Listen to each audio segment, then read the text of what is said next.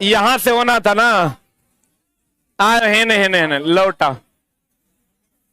एकरा चला कोई नहीं पकड़ सकता है, लेकिन लड़का न चला ओकर माथा पर लिखल रहता, हमरा नहीं आता है। पराध्वनिक। पराध्वनि का उपयोग धातु के ब्लॉक में दरार का पता लगाने, कल बता दिए थे हम आपको।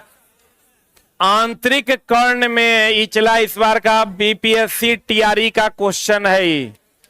बीपीएससी टीआरई का ही क्वेश्चन है, गौर फरमाइएगा क्या कहता है। आंतरिक कर्ण में कर्णावर्त द्वारा दाब परिवर्तनीय को विद्युत संकेतों में परिवर्तित कर दिया जाता है। इसमें लड़का ना धुन मारा कि दाब को ध्वनि ऊर्जा में बदला जाता है।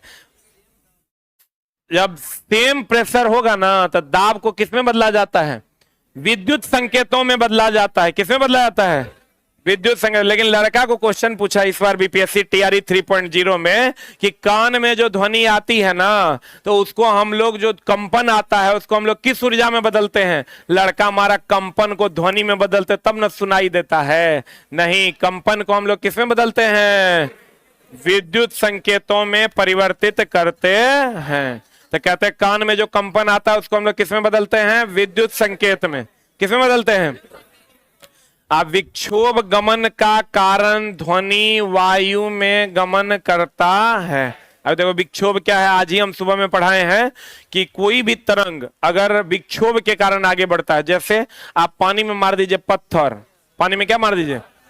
पानी में मार दीजिएगा पत्थर, तो ऐसे ऐसे करके आगे बढ़ता है, उसको विक्षोभ कहते हैं। क्या कहते हैं उसको? तो ध्वनि के लिए तो माध्यम चाहिए, ध्वनि बिना माध्यम के जाएगा? तो ध्वनि के गमन के लिए किसकी आवश्यकता है? विक्षोभ के गमन की आवश्यकता होती है। कहते हैं विक्षोभ गमन के कारण ही वायु में गमन, ध्वनि गमन करता है। या कभी कभी दे देता है चला कि ध्वनि जो है वो संपीड़न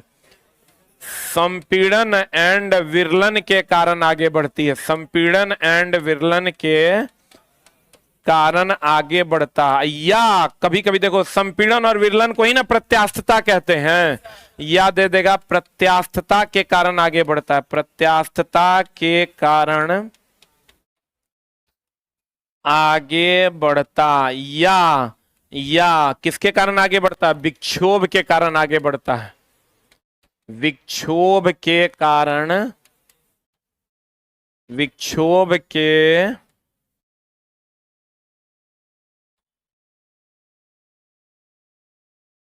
अरे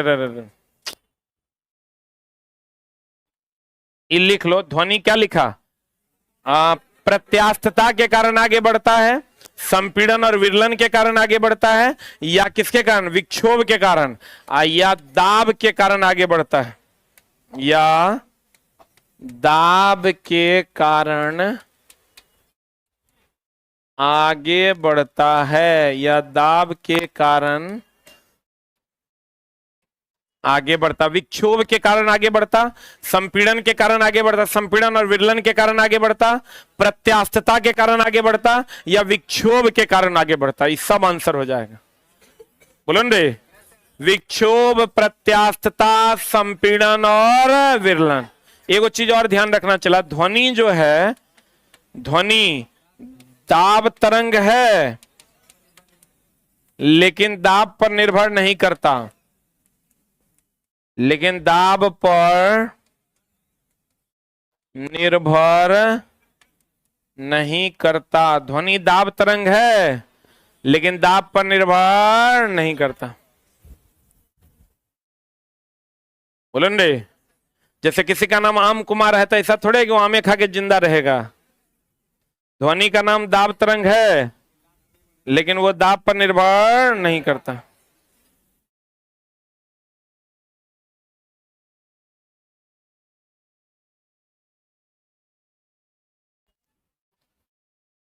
ध्वनि का नाम दाब तरंग है लेकिन दाब पर निर्भर नहीं करता।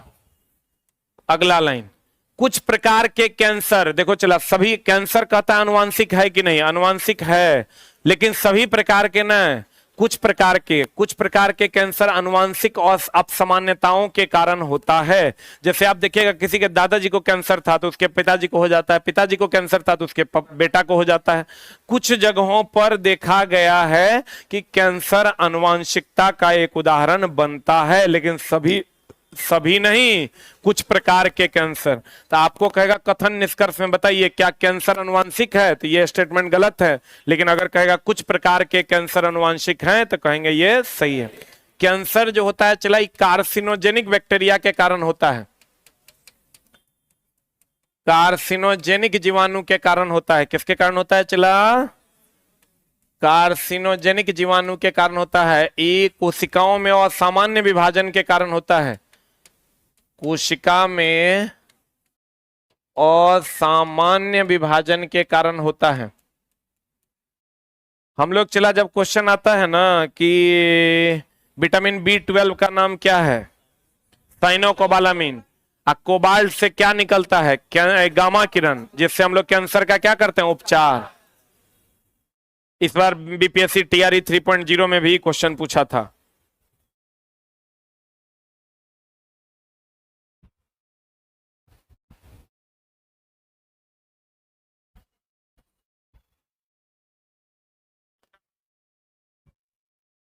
हो गया।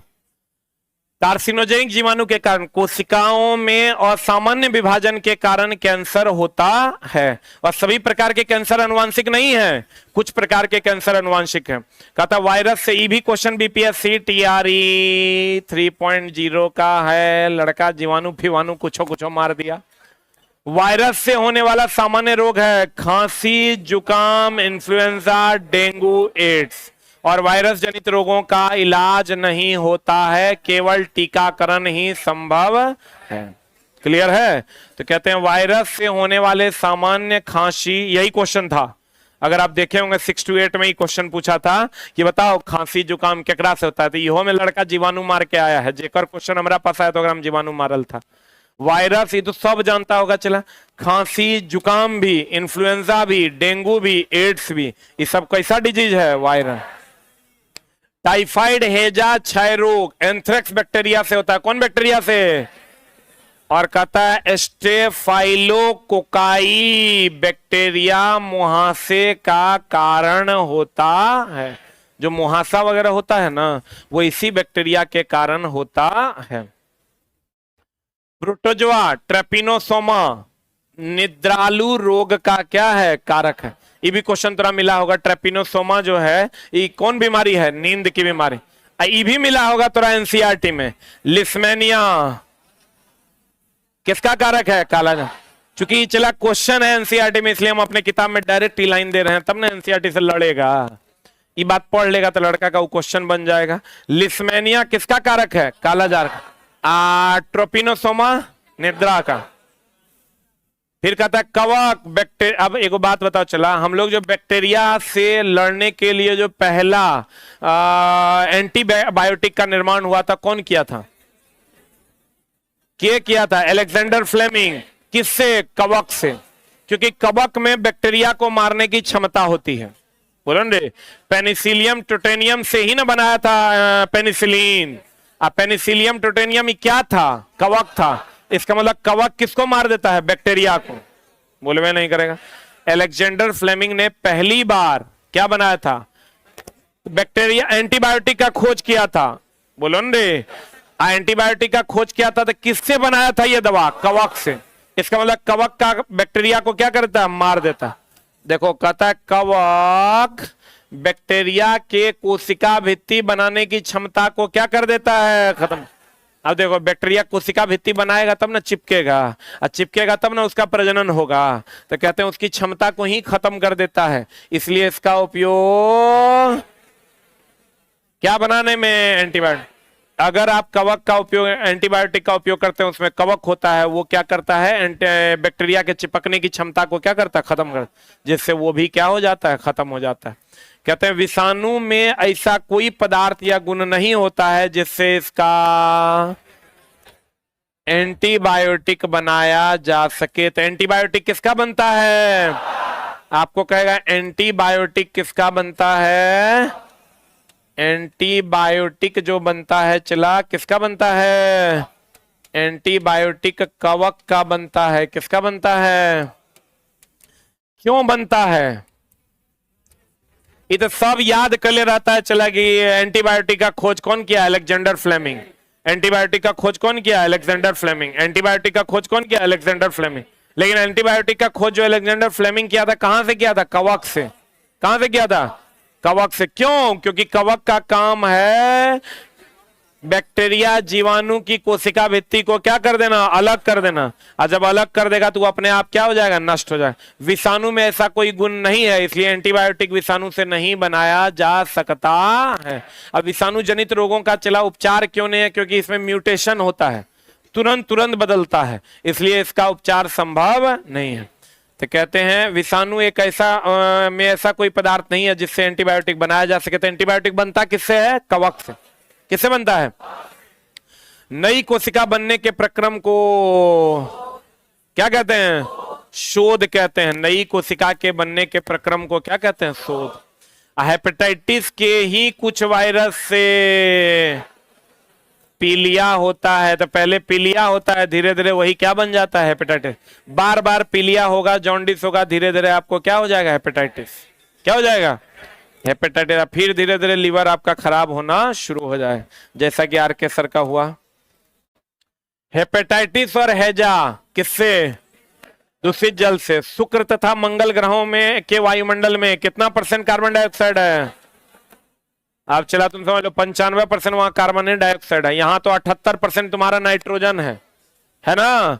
21% क्या है? ऑक्सीजन, जरा हम ले रहे हैं। कार्बन डाइऑक्साइड तो हम लोग ले नहीं सकते, उसको कौन ले सकता है? पौधा। इसलिए शुक्र और मंगल पर रहना मुश्किल होता होगा।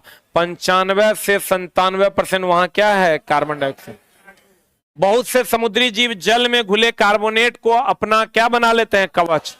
आई चला देखो, जल में घुले कार्बोनेट का जितना भी समुद्री जीव है उसका जो कवच होता है, लिखना समुद्री जीव का कवच। समुद्री जीव का कवच बना होता है किससे? कैल्शियम कार्बोनेट से। लगभग समुद्री जीव का जो कवच होता है वो किससे बना होता है? हेलो हेलो,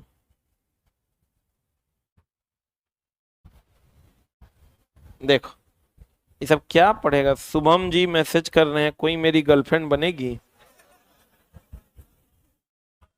देख रहे हैं चला, पढ़ चला हो जाएगा ना। ये सब देख के तुम ही सीखो। हम जब फ्लॉप मूवी होता है देखने जाते हैं या टाइम निकाल के देखते हैं, तब हमको ये एहसास होता है कि साला बेवकूफ सब जब कुछ कर सकता है तो हम तो पढ़ा तो कम से कम सकवे करते हैं।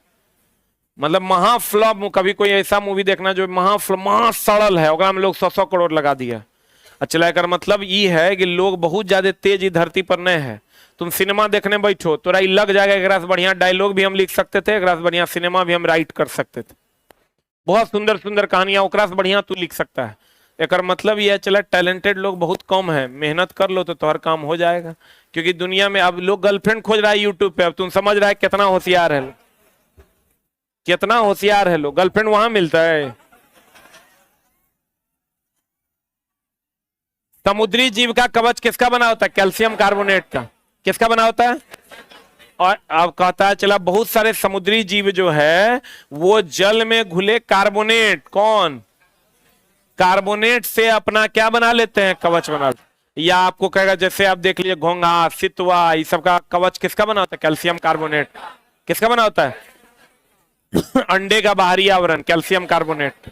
किसका? वायु, ऊष्मा तथा विद्युत दोनों का क्या है? कुचालक।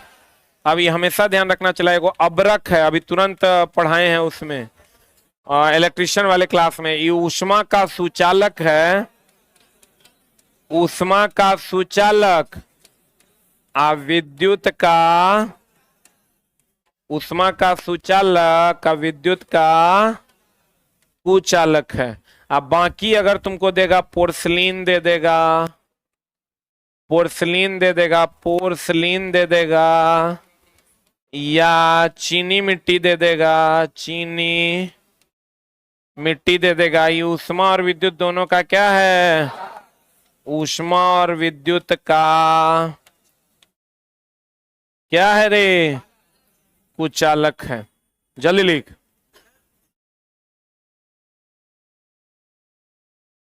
कौन? कुचालक।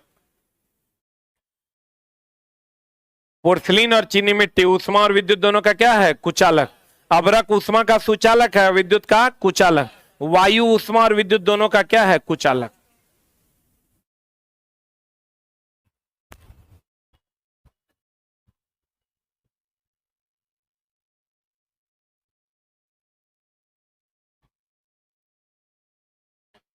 टर्नर ट्रेड का पूरे भारत में 3 गो सीट। ये सब कौन ही फालतू ट्रेड सबसे। बुक एगो लड़का आ जाए कहता है सर बुक बाइंडर का, मतलब छोटा बुक बाइंडर कोनो ट्रेड है? ट्रेड चला या तो इलेक्ट्रिशियन से करवाओ या फिटर से, अब बूढ़ा सुढ़ा हो गया है तब डीजल से। आने तो पहला choice electrician, next choice fitter. लड़की है तो 100% इलेक्ट्रिशियन। ऐसा नहीं कि फिटर होगा तो नहीं होगा, लेकिन कोशिश करना है। हो गया? अरे हुआ। चांद पर वायुमंडलीय ताप का रेंज कितना होता है?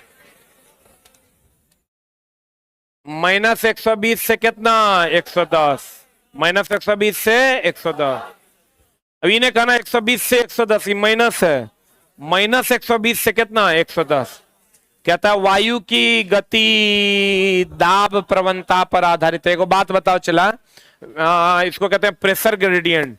हमको ये बताओ, ये high pressure to low pressure, जैसे हम लोग क्या कहते हैं, ये क्वेश्चन वही है जो तू पढ़ा हुआ है, जिसका नॉलेज ऑलरेडी तुम्हारे पास है। हम लोग कहते हैं बैरोमीटर में अगर पाठ्यांक नीचे गिरेगा, नीचे गिरेगा एक मतलब दाब कम की ज्यादा, तो दाब कम होगा तो आंधी तूफान आएगा। अगर एकाएक नीचे गिर जाएगा तो यहाँ दाब कम ना, दाब क्या, तो दाब कम होगा तो आंधी तूफान आएगा, आंधी तूफान आएगा। इसका मतलब जो है हवा का जो गति है, जो बहना है, सारी हवाएं इधर की ओर बहने लगेंगी।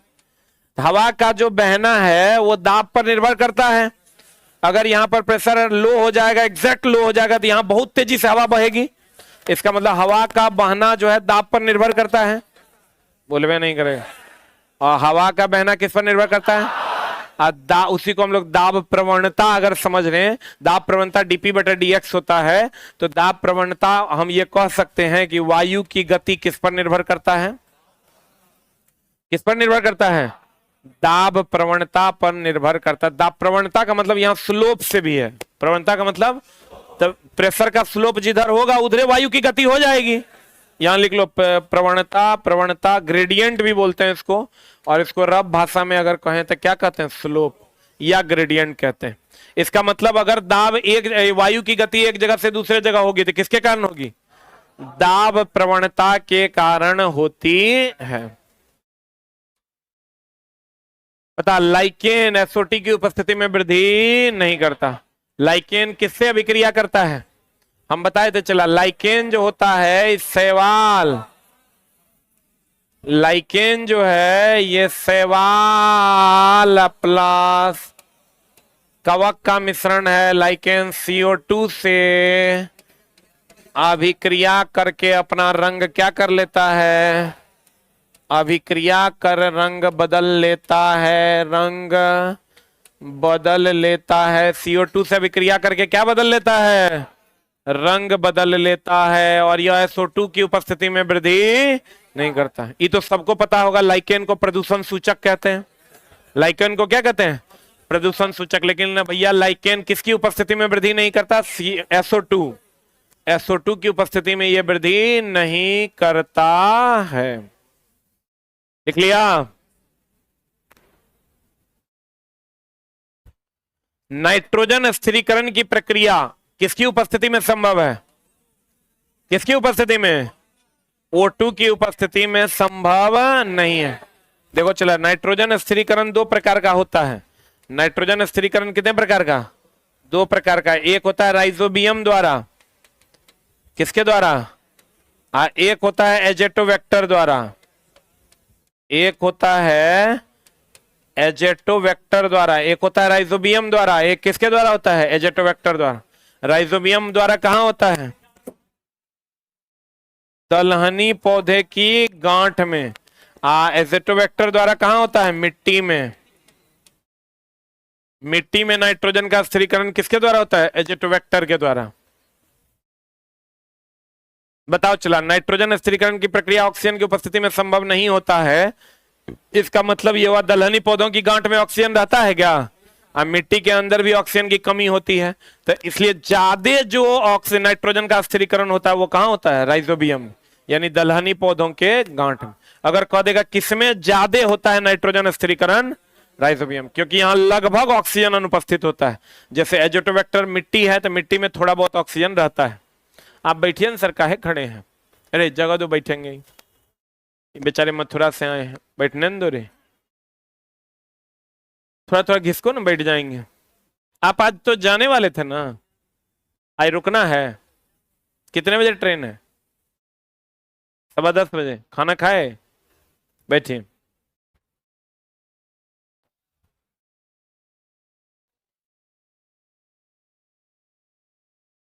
अरे बैठने दो यार, इतना तो कम से कम कहता है एक बिहारी सब पर भारी ना। कम से कम बैठने के लिए इतना देर से वो खड़ा है, एक को कोई ने बोला कि हाँ दोस्त आ जाओ, तू हमरे पे बैठ जाओ, तनी हम बगल हो जाते हैं।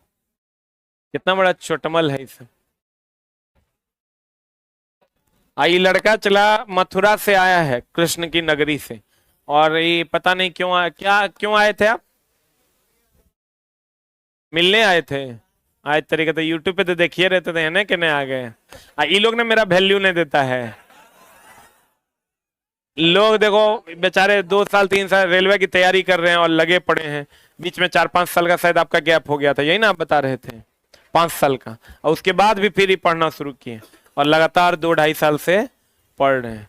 और तुम लोग को घर में हम मिलते हैं, हटो ना, हम जाने लगे तो हमरे कहता है हटो बगल, पगला सब। नाइट्रोजन का स्थिरीकरण 2 प्रकार का, एगो राइजोबियम, एगो क्या? एजेटोबैक्टर। एजेटोबैक्टर के द्वारा नाइट्रोजन का स्थिरीकरण कहाँ? मिट्टी में। राइजोबियम के द्वारा दलहनी पर। तो चला एगो चीज और ध्यान रखना, कंपोस्ट खाद जो बनता है वो भी ऑक्सीजन की अनुपस्थिति में या अपर्याप्त ऑक्सीजन में ही बनता है। बोलो रे, ये ध्यान रखना, कंपोस्ट का जो निर्माण होता है, कंपोस्ट खाद की उर्वरक, कंपोस्ट खाद का निर्माण होता है ऑक्सीजन की अनुपस्थिति में। लेकिन हम लोग क्या करते हैं, घर तर पर ऐसे ही गोबर रख देते हैं, कहते हैं हो लोग गोबर के खाद, जबकि गोबर के खाद नहीं हुआ चला, सही तरीके से वो डिकम्पोज नहीं हो पाता है, तो पानी वानी खेत में लगेगा सब बह जाएगा, क्योंकि वो यूजे में नहीं आ पाएगा। इसलिए उसको गड्ढा खून के और तब ओकरा सड़ाना चाहिए। गांव घर में ये सब काम करोगे तो लोग कहेगा ढेर काबिल है रे, गोबर है ओकरा डाल देना है। खाद हम बोले तो चला, एगो होता है खाद, एक क्या होता है? उर्वरक। खाद और उर्वरक के बारे में चला क्वेश्चन मिलेगा तुमको। खाद जो है ये हो गया गोबर, या यूं कहें कंपोस्ट। गोबर या क्या हो गया? कंपोस्ट। और ये उर्वरक हो गया डीएपी, यूरिया। अब चला खाली एक और एक एडवांटेज है कि सस्ता है, सस्ता है, और दूसरा जल संचय क्षमता ज्यादा होता है। जल संचय क्षमता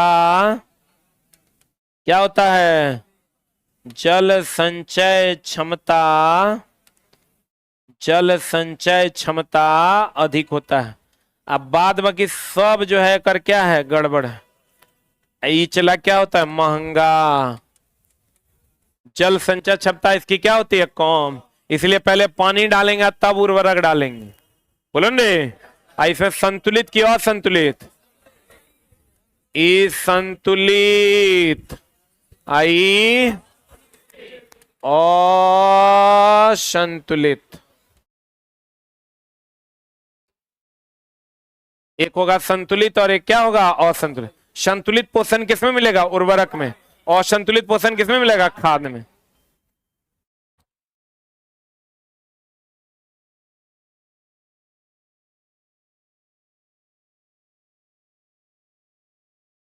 तो एक पर एक चला काबिल है। एगो लड़का मैसेज करता है, लिख रहा है, जितना आपका लाइव स्टूडेंट रहता है सर उतना तो वैकेंसी नहीं है।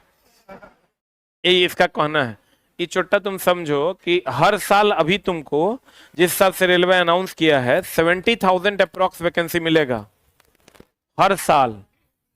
60 to 70,000 हर साल वैकेंसी मिलेगा। क्या उतने बच्चे लाइव हैं? अब सब हम तरह 100 बार जोड़ा दिए हैं। 6,000 ALP हो गया, 9,000 टेक्नीशियन हो गया, 9 6 कितना 15, कम से कम 20 से 25,000 ग्रुप डी ले लो। इतना भी बेशरम नहीं होगा ग्रुप डी 9,000 से कम दे देगा। 25 15 कितना हो गया 40, आ कम से कम 10,000 अंडर ग्रेजुएट लेवल है, 10,000 ग्रेजुएट लेवल। 6,000 ले लो, 12,000 हुआ, कितना हो गया 52,000 हो गया। बोलो न रे। RPF 4,000 कितना हुआ 56,000 हो गया। इधर तुम स्टेट लेवल का 10 15 20,000 ले लो। खाली अकेले रेलवे 56 से 60,000 वैकेंसी तुमको हर साल देगा, हर साल। इधर BSSC तुम्हारा 12,000 अप्रॉक्स है। और अभी देखो कोर्ट वाला वैकेंसी का बहुत जल्द एग्जाम होना होगा, तुम लोग भरवे किया होगा। ग्रेजुएट लेवल आ रहा है तो चला वैकेंसी 60 से 70,000। तुम क्या चाहता है 10 लाख आएगा तब तू नौकरी लेगा? वैकेंसी इतने आएगा और अगले साल फिर एक वैकेंसी जनवरी फरवरी में आएगा ALP का, फिर ऐसे ही टेक्नीशियन का आएगा। तो ये वैकेंसी आ रही चला, तुम समझ लो 5 बार रेल मिनिस्टर बोल चुके हैं ये बात। अभी 8 दिन पहले लल्लन टॉप पे भी बोले हैं। ये बात पूरा घिना गया है और अब रेलवे ऐसा रिस्क नहीं लेगा, इसलिए चुपचाप पढ़ो। आप फालतू के वक्त होती नहीं। अब जो पढ़ने वाला होगा वो अभी लिख रहा होगा, आज ये कोको करने वाला हो छोटा कोको करेगा। खाद में कार्बनिक पदार्थ की मात्रा, खाद में कौन पदार्थ की मात्रा अधिक? कार्बनिक पदार्थ। अब कहोगे कार्बनिक पदार्थ क्या होता है? कार्बनिक पदार्थ उसको, जैसे गोबर ले लो तुम, तो गोबर से मीथेन निकलता है। गोबर में बायोगैस हुआ, बायोगैस में सबसे अधिक मीथेन। अब मीथेन बोले तो CH4, CH4 बोले तो कार्बन, बोलवे नहीं करे। तो एक बात बताओ, चला ये समझ के समझोगे तब होगा काम। अगर हम लोग यूरिया देते हैं, DAP देते हैं, या यूरिया देते हैं, या जिंक देते हैं, तो यूरिया देते हैं तो NH2 CONH2, इसमें मैक्सिमम परसेंटेज किसका होता है? कार्बन नाइट्रोजन का 46%। कितना परसेंट? आज जिंक डालते हैं तो इसमें तो कार्बन है ही नहीं है, बोलवे नहीं करेगा। इसमें जो गोबर गैस डालते हैं, कंपोस्ट डालते हैं, इसमें चला कौन है? मीथेन। इसका मुख्य अवयव मीथेन है। अब मीथेन का मुख्य अवयव क्या है? कार्बन। इसलिए हम कहते हैं खाद जो है ये कार्बनिक पदार्थों की मात्रा अधिक रखता है। और फिर कहता है खाद में अल्प मात्रा में पोषक होता है कि प्रबल मात्रा में? अल्प मात्रा में पोषक होता है। उर्वरक में संतुलित मात्रा में सभी पोषक होते हैं, इवन परसेंटेजो बोरा पर लिखल रहता है, देखा है ना।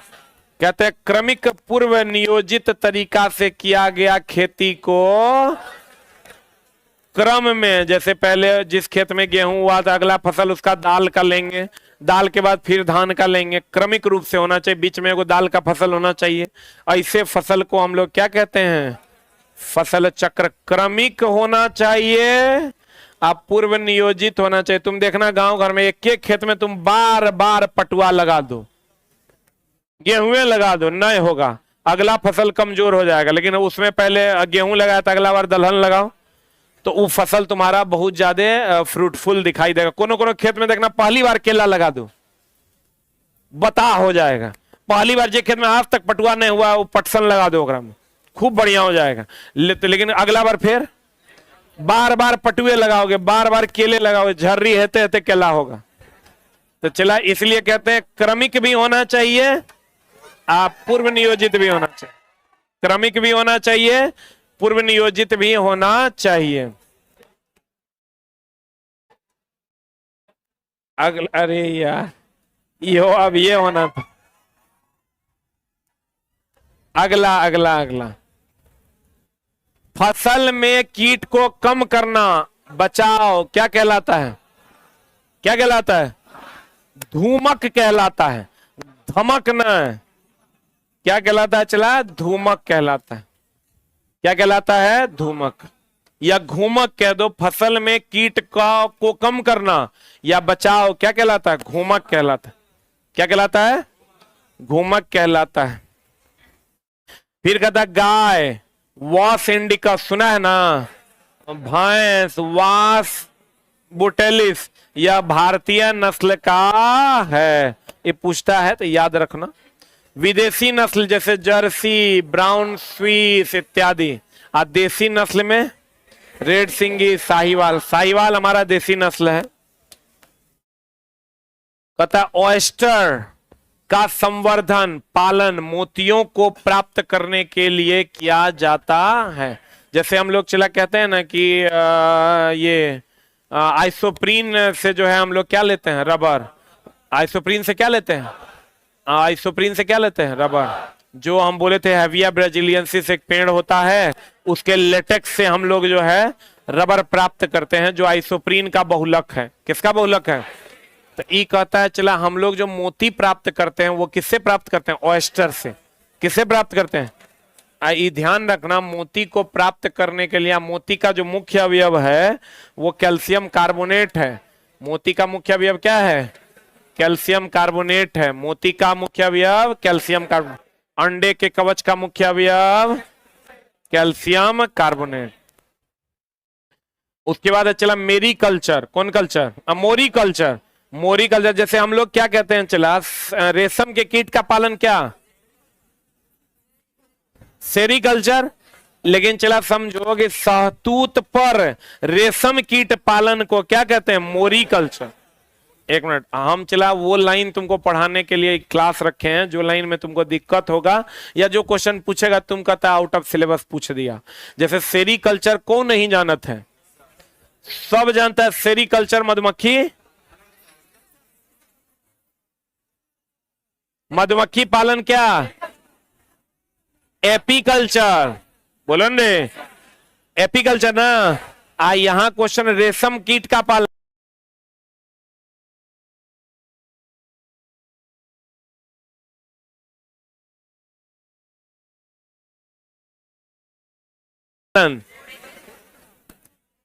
सेरीकल्चर।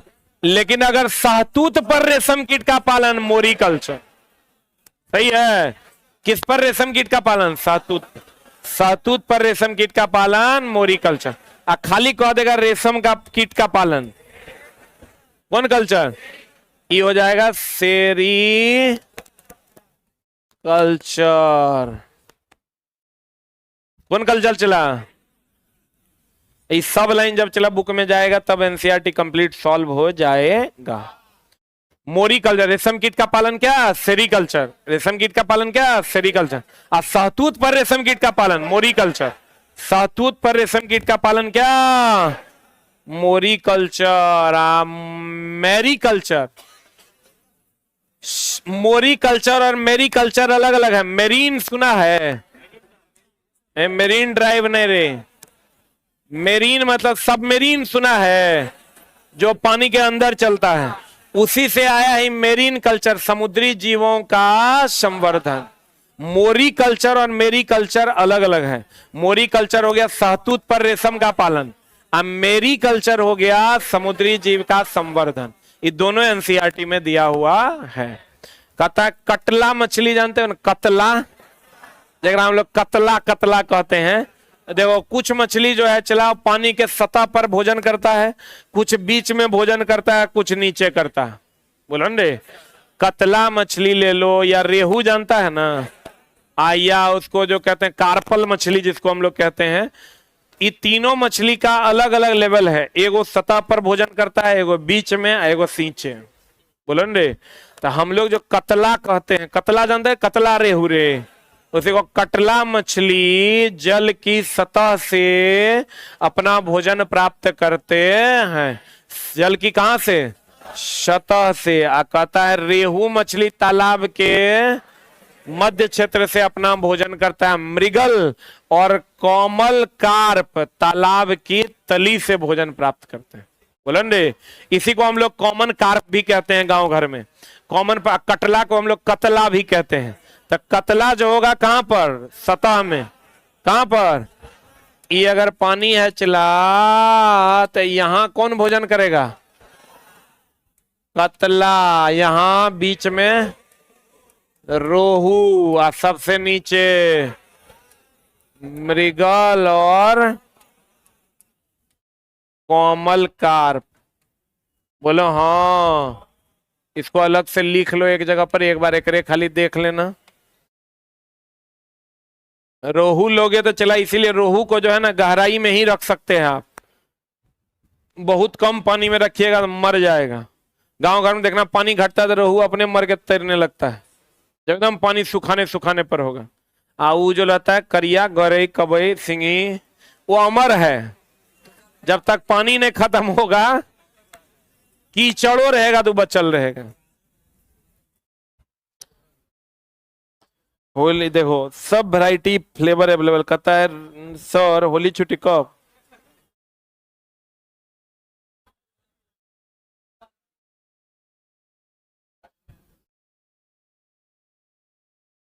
ये लड़का लिखता है सर, घर परिवार सब रिश्तेदार पूरी तरह से छोड़ दिए हैं, कोई भी चाह कर समझे बात नहीं कर सकता, ना हमको देख सकता, और हमको 2024 में जॉब लेना जरूरी है।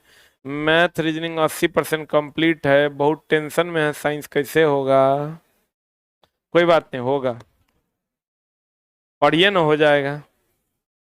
अब देखो कतला कहां पर चला? ऊपर में। बीच में कौन? रोहू। नीचे कौन? आपको ज्वार बाजरा में तो सब जानता है, चला कार्बोहाइड्रेट। हम लोग जानते हैं चावल में कार्बोहाइड्रेट, चावल में क्या कार्बोहाइड्रेट, तो चला ज्वार बाजरा में भी क्या कार्बोहाइड्रेट। ज्वार बाजरा में मुख्यतः कार्बोहाइड्रेट, मुख्यतः क्या कार्बोहाइड्रेट। कहता फूल गोभी में कैल्शियम और फास्फोरस का प्रमुख स्रोत है। कौन? फूल गोभी। अल्लाह जब क्वेश्चन तो याद करके जाता है, पालक में आयरन, पालक में आयरन, पालक में आयरन, पालक में आयरन, गाजर में विटामिन ए, गाजर में विटामिन ए, गाजर में विटामिन ए। अब वहां पूछ दो तो फूल गोभी में कहता आरिफ साला आउट ऑफ सिलेबस।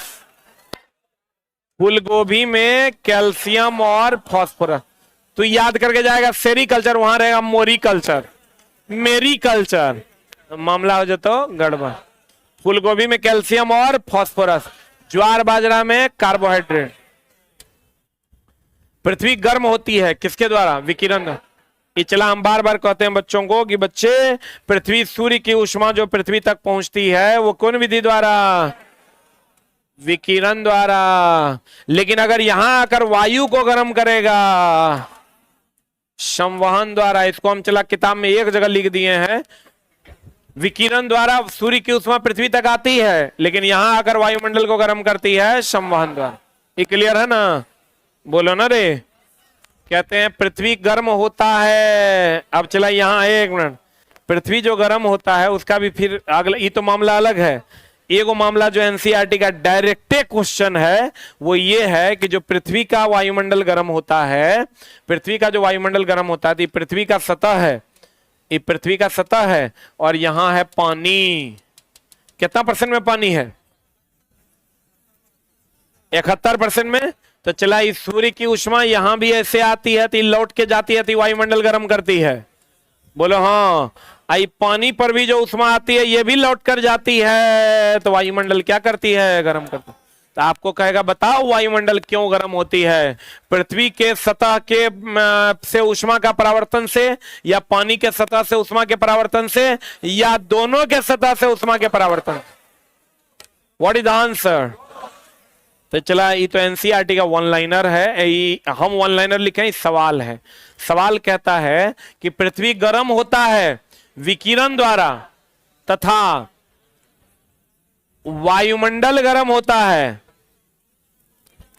पृथ्वी तथा पानी द्वारा परावर्तित विकिरण से संवहन द्वारा। रुक रुक रुक, लाइन थोड़ा ठीक करते हैं।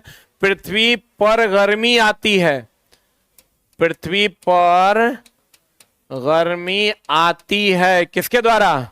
विकिरण द्वारा। तथा वायुमंडल गर्म होता है पृथ्वी तथा पानी द्वारा परावर्तित विकिरण से किसके द्वारा? संवहन द्वारा।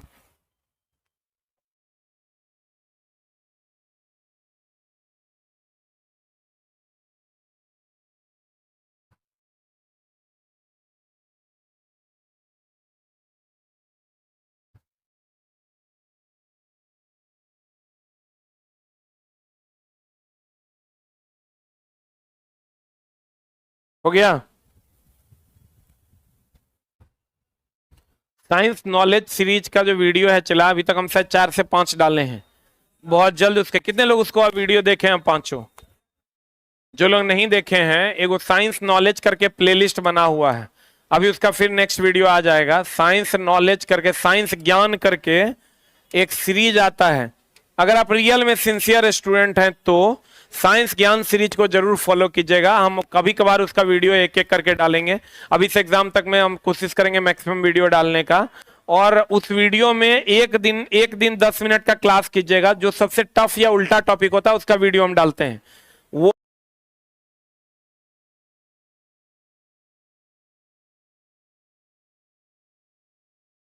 आपका 10 मिनट में वो टॉपिक आपका कंप्लीट हो जाएगा। और जब वीडियो आता है तो चैनल पे ध्यान रखिए, नोटिफिकेशन आएगा तो आप उस सीरीज को जरूर फॉलो कीजिए। जो लोग अभी नहीं देख पाए हैं तो उसका साइंस ज्ञान का प्लेलिस्ट बना हुआ है, प्लेलिस्ट में जाइए और प्लेलिस्ट में खोज के आप उसको देख लीजिए। और भी वीडियोस उसके बहुत जल्द आने वाले हैं। हमको याद नहीं रहता है, वीडियो ऑलरेडी बना हुआ है, उसको हम अपलोड कर देंगे। सीरीज का नाम क्या है? साइंस ज्ञान सीरीज। उससे चला होगा क्या, उस दिन आपका वो वाला टॉपिक कंप्लीट हो जाएगा। 10 मिनट आप अगर देखोगे तो वो कंप्लीट टॉपिक आपका फिनिश हो जाएगा। बताओ चला, कहते हैं पृथ्वी पर गर्मी आती है किसके द्वारा? विकिरण द्वारा। और वायुमंडल गर्म होता है पृथ्वी और पानी से द्वारा परावर्तित विकिरण से, किसके द्वारा? संवहन द्वारा। कहता है जीवाणु द्वारा नाइट्रोजन स्थिरीकरण की क्रिया में जल तथा ऑक्सीजन की उपस्थिति में संभव है कि नहीं है? नहीं है। कहता वाष्पोत्सर्जन में कार्बन चक्र के तहत, बता वाष्पोत्सर्जन कहाँ होता है? पादप में। अरे पादपे में ना होता है, बाकी जगह तो वाष्पीकरण होता है। जब ये वाष्पोत्सर्जन कह दे मतलब पत्तियों के रंध्र से, पत्तियों के रंध्र से, इसमें कार्बन चक्र होता है क्या? कार्बन चक्र के तहत नहीं होता है। ये चला आपका फोटोसिंथेसिस है। कहते हैं ओजोन छिद्र, ये भी क्वेश्चन जो है एनसीईआरटी का क्वेश्चन है। ओजोन छिद्र का अर्थ है ओजोन परत का पतला होना। ओजोन छिद्र किसके द्वारा होता है? क्लोरोफ्लोरोकार्बन के। ओजोन छिद्र होता है क्लोरोफ्लोरोकार्बन के। क्लियर है? ओजोन छिद्र का मतलब ओजोन परत का क्या हो जाना? पतला होना। क्या होना? ये मिला होगा आपको एनसीईआरटी में क्वेश्चन। ये मेरे किताब में ये लाइन नहीं है, अब जब आएगा तो ये लाइन बन के आएगा। हाँ क्वेश्चन में है, क्वेश्चन है। बंजर सेल पर लाइकेन की वृद्धि के बाद मॉस की वृद्धि होती है। बंजर सेल अगर है चला तो उसमें पहले लाइकेन बनेगा, लाइकेन के बाद क्या बनेगा? मॉस बनेगा। मैग्नीशियम रिबन, ये चला खूब पूछता है क्वेश्चन। मैग्नीशियम रिबन जो है ये जब जलेगा तो क्या बना देगा? एमजीओ। एमजीओ का रंग कैसा होता है? सफेद। खूब पूछता है क्वेश्चन, एनसीईआरटी में दिया हुआ भी है। मैग्नीशियम रिबन के दहन से श्वेत ज्वाला के साथ जलता है। किसके साथ जलता है? मैग्नीशियम रिबन जो है उसका दहन जो होता है वो किसके साथ होता है? श्वेत ज्वाला के साथ होता है।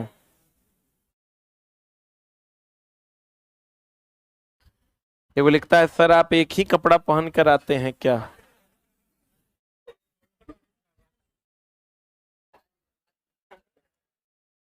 बाप रे बाप। इन्हें देखो न चला, मैग्नीशियम रिबन ऑक्सीजन से भी क्रिया करेगा, एमजीओ बनाएगा। कैसा रंग होगा? सफेद। अब चला देखो, ये लाइन तो इतना दर्दनाक है ना, तो दिल को छल्ली छल्ली कर देगा। देखो एक मिनट, बढ़िया समझना तब समझ में आएगा। एकदम गूढ़ ज्ञान है चलाई। अधातु के ऑक्साइड, अधातु के ऑक्साइड होते हैं अम्लीय। क्या होते हैं? धातु के ऑक्साइड होते हैं। आज का सबसे बेहतरीन कॉन्सेप्ट यही होगा। धातु के ऑक्साइड क्या होते हैं?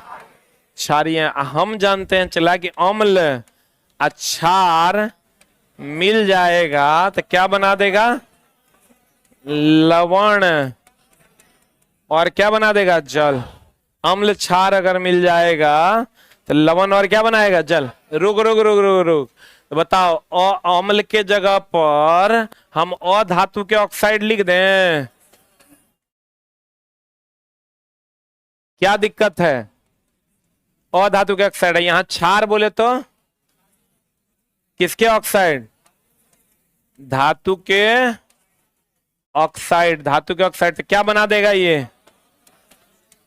लवण प्लस जल। बोलवे नहीं करेगा, रुक जा रुक जा। और धातु के ऑक्साइड होते हैं कैसे? अम्लीय। हम बार बार कहते हैं भैया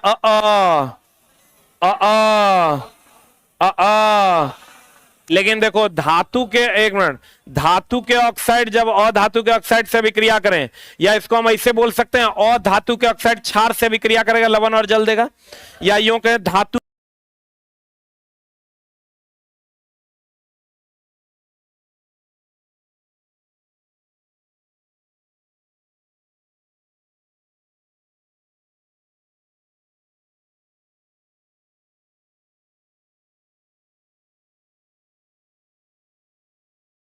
के ऑक्साइड अम्ल से अभिक्रिया करेगा, लवण और जल देगा, क्योंकि ये और ये बराबर है और ये बराबर है। बोलवे नहीं करेगा। पहले अगर लिख लो फिर बतियाते हैं।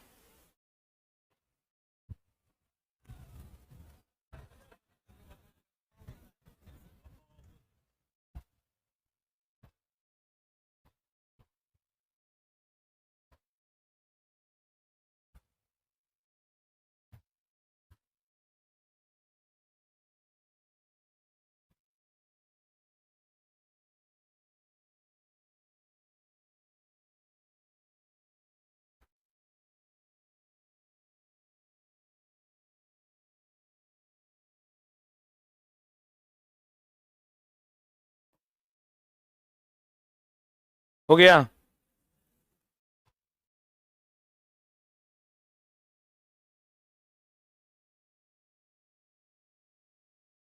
हो गया?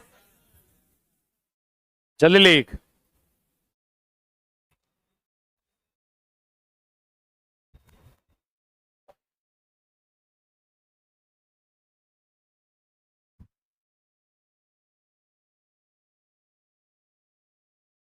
अरे हो गया। अभी लाइन पढ़िए। आज चला एगो चीज ध्यान रखिएगा। हो गया ना?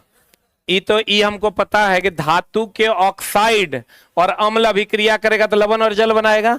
लेकिन अगर धातु क्षार से अभिक्रिया किया, हाँ, धातु अम्ल से या क्षार से, लो ना अम्ल ले लेते हैं, अम्ल से अभिक्रिया किया तो ये बना देगा लवण, प्लस जल नहीं बनाएगा, हाइड्रोजन गैस देगा। धातु के ऑक्साइड और धातु में अंतर है। देखो चला, अल्युमिनियम धातु है, Al2O3 धातु के ऑक्साइड हैं। बोलवे नहीं करेगा। अल्युमिनियम क्या है? धातु, और Al2O3 धातु के ऑक्साइड हैं। बढ़े?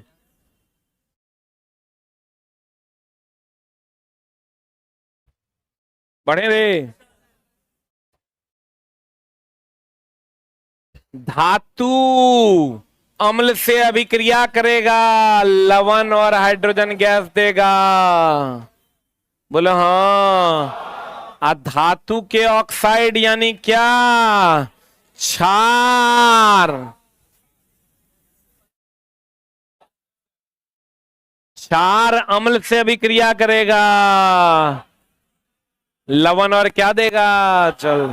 तो लड़का तो खाली याद कर ले, अम्ल क्षार से अभिक्रिया करेगा, लवण और जल दे। लेकिन अब जानिए धातु के ऑक्साइड कैसे होते हैं? क्षारीय।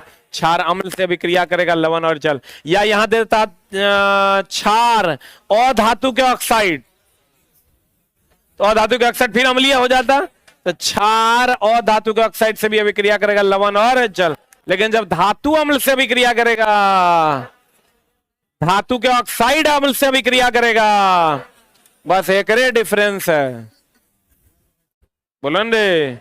चला पते नहीं चलता कि रिजल्ट हमारा हो का ही नहीं रहा है। घर जाता है बाद में पता चलता, अरे साला हाइड्रोजन जल हो गलो, एक नंबर से ना होलो। कैल्शियम ऑक्साइड नाम तो सुनी होगी। चूना दे देना, सल्फ्यूरिक एसिड तीव्रतम अभिक्रिया करेगा और उसमें छेपी अभिक्रिया करेगा। हम बार बार कहते हैं चूना और कौन? सल्फ्यूरिक एसिड तीव्रतम अभिक्रिया करता है। कैसा अभिक्रिया करता है? तो कहता है कैल्शियम ऑक्साइड जल के साथ, कैल्शियम ऑक्साइड नहीं चला, सल्फ्यूरिक एसिड भी, कौन? सल्फ्यूरिक एसिड भी जल से तीव्रतम अभिक्रिया करता है। प्रचंड ना ये सब जो है चला कौन प्रचंड अभिक्रिया करता है। प्रचंड का मतलब चला बहुत ज्यादा हो जाता है। प्रचंड लावा वगैरह जो फूटता है ना, ऊपर यो एनसीईआरटी में सवाल है कि जब सल्फ्यूरिक अम्ल जल से अभिक्रिया करता है तो प्रचंड करता है कि कम प्रचंड करता है? क्या होगा आंसर? कम प्रचंड। तीव्रता से अभिक्रिया करता है लेकिन प्रचंड नहीं करता है। क्या करता है? कम प्रचंड अभिक्रिया करता है। कैसा अभिक्रिया करता है चला? कैसा अभिक्रिया करता है? कम प्रचंड अभिक्रिया करता है। ये भी क्वेश्चन आपको मिलेगा कि बताइए चूना जल से अभिक्रिया करता है, सल्फ्यूरिक एसिड जल से अभिक्रिया करता है, क्या ऐसा अभिक्रिया करता है? प्रचंड कि कम प्रचंड? कम प्रचंड। प्रचंड का मतलब लावा हो गया चला। प्रचंड का मतलब क्या हो गया? लावा। कंपोस्ट का बनना भी एक प्रकार का, कभी अगर तुम गोबर खोदा होगा अपने से कुदाली लेके, गरम गरम लगता है। खोदा है, पैर दोगे भयानक गरम लगता है। कभी जो सड़ा हुआ गोबर जहां रहता है ना, वहां तुम चला पैर दो, आप पैर दे कुदाली ले, कभी चढ़ाया है ट्रैक्टर पे? नहीं चढ़ाता तो जानता, गोबर में जो पैर रहता है गरम गरम लगता है। जैसे चूना में पानी डालोगे गरम गरम, जैसे अम्ल में पानी डालोगे गरम गरम, वैसे ही कंपोस्ट खाद में हाथ डालोगे गरम गरम। एक मतलब गरम गरम मतलब गर्मी देगा, और देगा मतलब उष्मा छेपी। बोलन रे, तो हम लोग कहते हैं चूना, चूना प्लस पानी, और क्या है? और कौन है रे? अम्ल प्लस पानी, और क्या है रे? अरे और क्या है रे? सीमेंट प्लस पानी। सीमेंट प्लस क्या? पानी। सब कौन अभिक्रिया है? ऊष्मा छेपिया। भी बूझ लो कि गोबर जो है कंपोस्ट भी क्या है? ऊष्मा छेपी अभिक्रिया है।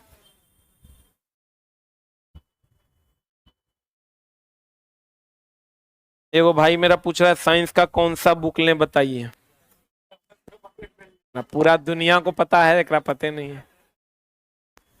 किताब का नाम है चला एसके झा सामान्य विज्ञान। इस 700 वन लाइनर जाने के बाद पूरे भारत में इससे बेहतर किताब नहीं रह जाए।